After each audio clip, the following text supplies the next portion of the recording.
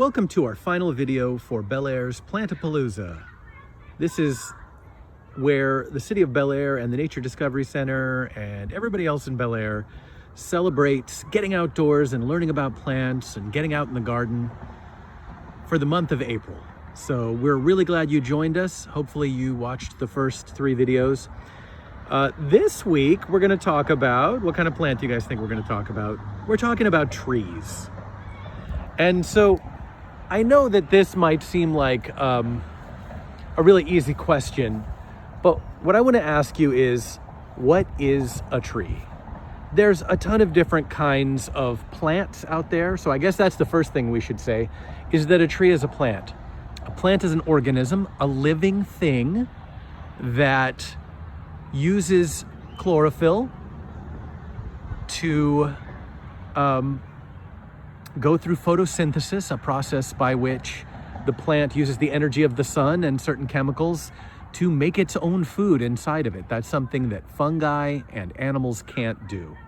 So it's a plant, very good, but we need to know more about that. What kind of plant is a tree? Well, let's look at a few things. If we go down here on the ground, here on the front lawn of the Nature Center, we see a series of plants on the ground. Look, there's some herbaceae. There's some kind of grass. I'm not great with grass identification. There's some plantain. You can look over here and see various kinds of other small plants growing on the lawn. There's some white clover. Those aren't trees, are they? No, they're not. So what is it that makes this thing right in front of us and the other things behind it trees? Why are those plants trees, but the ones we just looked at are not? Well, let's start with the stem. Now, we're gonna walk up. This is a pecan, and it's a relatively young pecan. This is probably just a few years old, and this is a tree. And let's walk forward to the pecan that's over here near the road. Of course, the pecan is the state tree of Texas, and it's hard for me to get the entire pecan into the frame right now, so we're gonna turn and get some other pecans, like the full trees, in the frame for you. So why is this plant considered a tree, but some of these others that are growing on the lawn not considered trees? Well, let's start off with the obvious, right? Have a look at the stem. The stem of a tree, which we call a trunk, is made out of what? It's made out of wood, obviously. So a tree is a plant with a wooden stem. But not only is it a plant with a wooden stem, it's a plant that grows. Now, I've read different numbers in different books. So some botanists are going to say 16 feet, and other botanists maybe will say 20 feet. But let's just go ahead and say that it's a tree. A tree is a plant with a woody stem, a wooden stem, that grows to be at least 16 feet tall. So some of these plants that are growing over here on the side, sorry to shoot somebody's houses over here, but they have wooden stems. Let's walk up. This looks like parsley hawthorn. Parsley hawthorn, look, it has a wooden stem, but it's not going to grow to be 16 feet tall, right? Now, maybe it'll grow taller than me. You can kind of see it up there, but it's not going to grow to be 16 feet tall. So this, a plant that has a wooden stem, but it doesn't grow tall enough to be considered a tree, is going to be called a bush or a shrub. So a plant with a woody stem that grows less than 16 feet tall, we're going to call that a bush or a shrub. And these other plants that grow, now look, you can see the maple in front of the house there. You can see all the pecans on the front lawn. These are all plants with woody stems that grow 16 feet or taller. So you might notice these young pecans that we planted maybe last year or the year before on the front lawn, they're not 16 feet tall yet, but they will grow to be at least that tall. I mean, look around you at the other pecans. Now, there are some plants that you could call a tree that are kind of on the edge. So this right here is a red bud, and you might know red buds. This is a plant, this is a tree that gets its kind of magenta colored reddish flowers in the winter or early spring before it gets its leaves. Then after it's pollinated, the flowers fall off, of course, and the leaves grow in. Now, red buds sometimes don't grow to be 16 feet or taller. So in that case, that individual might be considered a shrub. But sometimes red buds, I guess given the soil, geographic variation, meaning what part of the country it's growing in, maybe there's a particular geographic race of red bud that grows taller, can grow to be 16 feet or taller. But many times, a red bud will never grow tall enough to be considered a tree. So sometimes in the tree books, I have noticed that it will say that certain species, like say red buds, grow to either be a tree or a bush. Whereas other things, if allowed to grow, will just always grow tall enough to become a tree. Again, if allowed, if not killed, etc.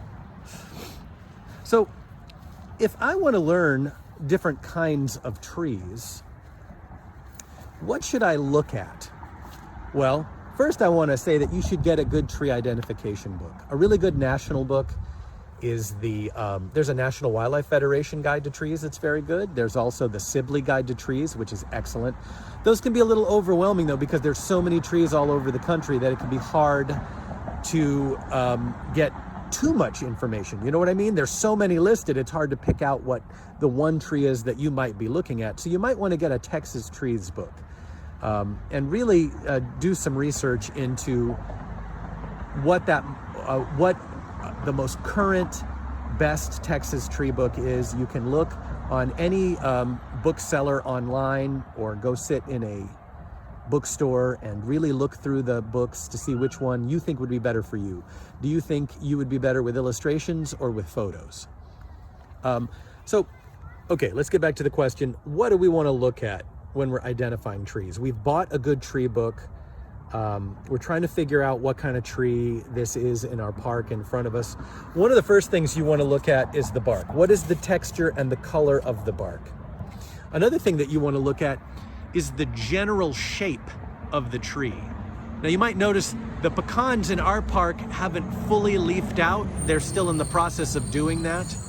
But you might notice that, look right there, that maple has a generally different shape than a lot of the pecans that are growing here.